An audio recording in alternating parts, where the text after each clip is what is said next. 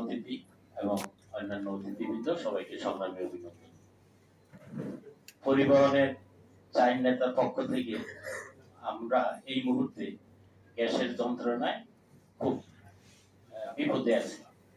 Gas হচ্ছে এই সরকার গ্যাসের কিছু সমস্যা হয়েছে, এই সমস্যার কারণে আমি কিছু গ্যাস কম পাবো, এটা আমরা মেনে নিতে রাজি।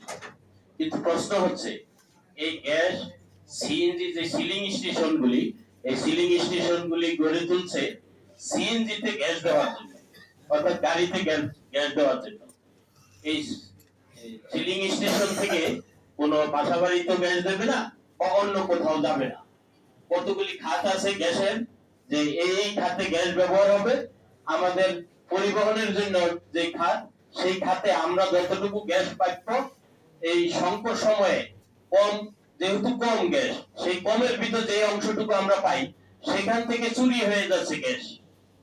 চুরি হচ্ছে বিভিন্ন শিল্প কারখানার জন্য, বড় বড় আপনার গাড়িতে করে তারা সিলিন্ডারে ভরে এই গ্যাস নিয়ে যাচ্ছে আমাদের গ্যাস থেকে, পাম্প থেকে।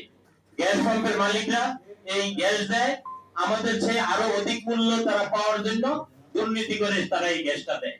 এই গ্যাসের বিরুদ্ধে ইতিমধ্যে আমরা আন্দোলন করতেছি।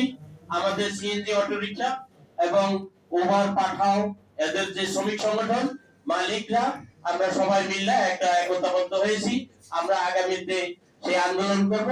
সেই আন্দোলনে আমরা গোল টেবিল বৈঠক করব, সাংবাদিক সম্মেলন করব, অন্যান্য কর্মসূচি আমরা হাতে নিয়েছি।